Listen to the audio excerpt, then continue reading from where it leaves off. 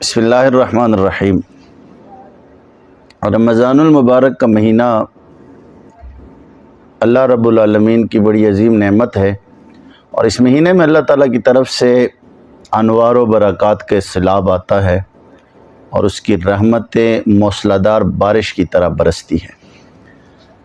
مگر ہم لوگ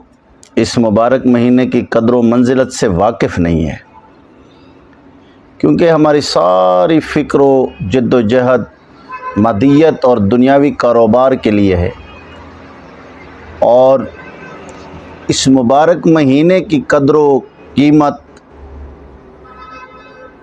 وہ لوگ کرتے جن کی فکر آخرت کے لیے ہے اور جن کا محور ما بعد الموت ہو۔ اور حضور علیہ الصلوۃ والسلام کی حدیث مبارکہ سنی ہے جس میں حضرت انس رضی اللہ تعالیٰ عنہ سے روایت ہے کہ آقا کریم علیہ الصلوۃ والسلام نے فرمایا، اللہم بارک لنا فی رجب و شعبان و بلغنا رمضان۔ فرمایا کہ اے اللہ ہمارے لیے رجب اور شعبان کے مہینے میں برکت عطا فرما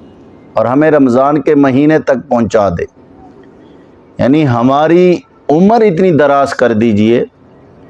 کہ ہمیں رمضان کا مہینہ نصیب ہو جائے۔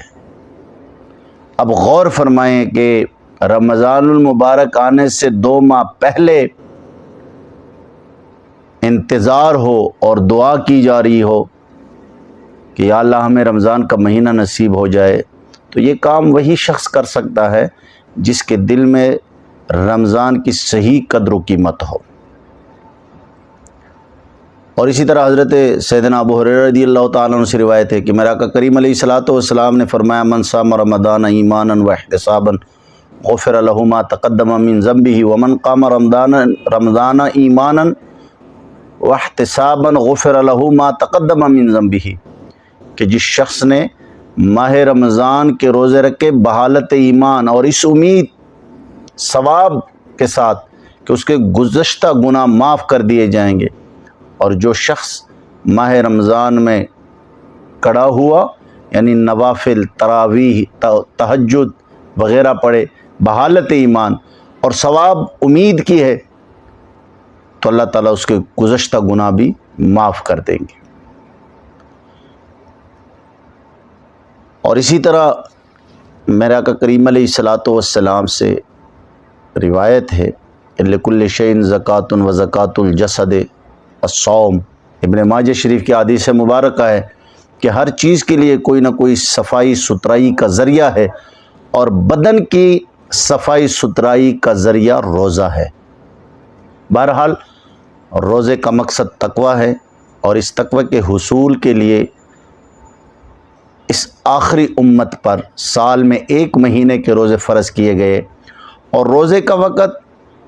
طلوع صبح صادق سے غروب آفتاب تک رکھا گیا، اور یہ زمانہ اس دور کے عام مقصد کے لیے بالکل مناسب اور نہایت معتدل مدت اور وقت ہے۔ پھر اس کے لیے مہینہ وہ مقرر کیا گیا جس میں قرآن کریم کا نزول ہوا ہے،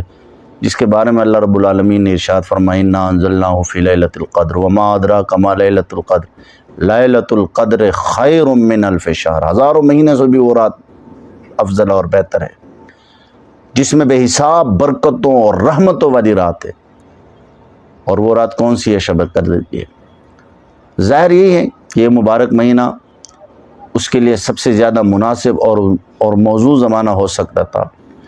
اور یہ بڑی قدر و منزلت والا مہینہ ہے۔ اللہ تعالی ہمیں روزہ رکھنے کی توفیق عطا فرمائے اور عبادات کرنے کی توفیق عطا فرمائے۔